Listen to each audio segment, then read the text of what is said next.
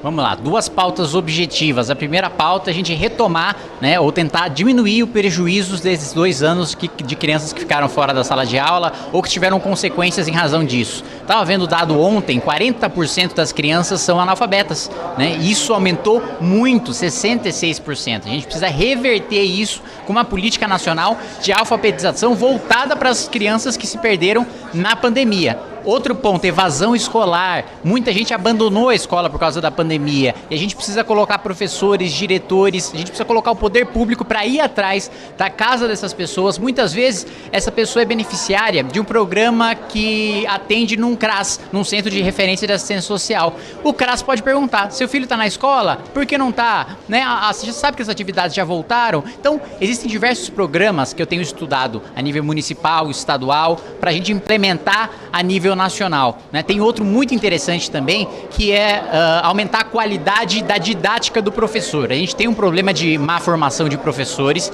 e uma das soluções para isso é você pega um professor que é exemplo, um dos melhores professores do estado, da região.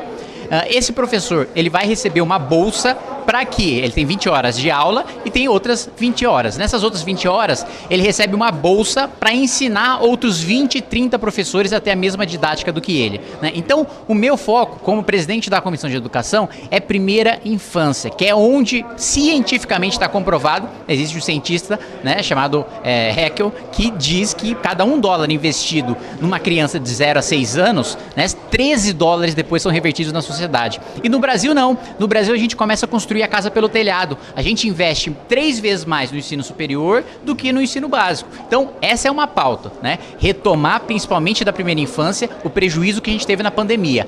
Outra pauta é investigar e ir para cima dos escândalos de corrupção envolvendo o Ministério da Educação, né? Deputado, a Jenny está lá na ancoragem, ela tem uma pergunta para o senhor. Claro. Jenny, é com você. Fernando, pergunta para o deputado, porque a gente tem lá na Comissão de Educação, a gente sabe que esse é um tema realmente que mobiliza muito os brasileiros, justamente porque todo mundo tem alguém que esteja relacionado à educação, né? Se não está estudando, é algum profissional da educação, enfim, é uma abrangência realmente muito grande. Só na Comissão de Educação a gente tem 965 projetos em tramitação, 57 prontos para pauta, ou seja, cerca de 60 prontos para pauta, para serem votados. A minha pergunta para ele é o seguinte: entre esses projetos tem vários que são relacionados à Covid. Justamente, por exemplo, a tentativa de renegociar FIES por causa de não conseguir pagar a mensalidade com as faculdades, né, com financiamento estudantil. E também tem o grande desafio do Plano Nacional de Educação, que a gente está finalizando, né? O Plano Nacional de Educação, as metas elas devem ser cumpridas até 2024. E esse é um debate que deve mobilizar. Afinal, nós estamos num ano eleitoral. Você acha que dá tempo, deputado, de tratar desses temas e discutir essas grandes metas e esses grandes temas da educação? Vamos lá. Com relação às matérias que já estão na comissão, são mais de 900 prontas para pauta, são 57 que tratam, mais de 900 matérias na comissão, 57 prontas para pauta. Nós tivemos aí questões que estão sendo discutidas que preocupam muito a população, todo mundo tem um parente, tem alguém que estuda, que está envolvido num FIES, que está envolvido no Enem, são matérias urgentes que preocupam a população.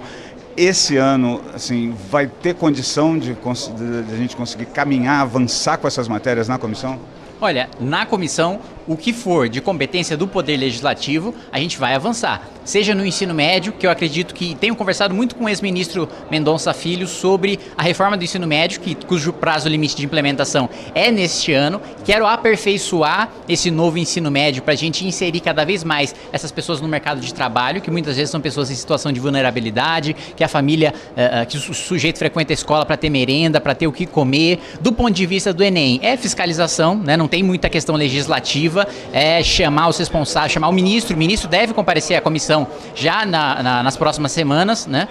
E já avisei que se o ministro não comparecer voluntariamente, vou pautar a convocação. Então, de qualquer jeito, ele vai ter que explicar os escândalos e ele vai ter que falar sobre a questão do Enem, que teve problemas nas últimas edições, né? E sobre também a questão dos microdados do Enem, né? Porque ele parou, o Ministério da Educação parou de divulgar esses dados, o que faz com que a gente perca parâmetros para a nossa educação, que são fundamentais. Sem indicador não tem política pública, é como você voar, né, sem ter um radar. Então, existe espaço sim para essa agenda. Eu vejo muita disposição de trabalho dos membros da comissão. Foi uma das coisas que eu mais escutei, é que os membros da Comissão de Educação trabalham. Eu, pessoalmente, já disse que a gente deve alongar as reuniões, né, da comissão, que geralmente aí ela vai ali das 10 às 12. Eu já falei, bom, vamos das 10 às 14, às 15, vamos alongar, vamos nos estender mais no debate, nos estender mais nas matérias complexas. Tem coisas que não dá para aprovar rápido, tem coisa que é complexo, que você precisa ter o debate, que você precisa ter, marcar a posição, ouvir técnico, fazer audiência pública. Mas tem matérias mais consensuais que a gente consegue sim aprovar e consegue sim desafogar esse volume de projetos de lei que são colocados.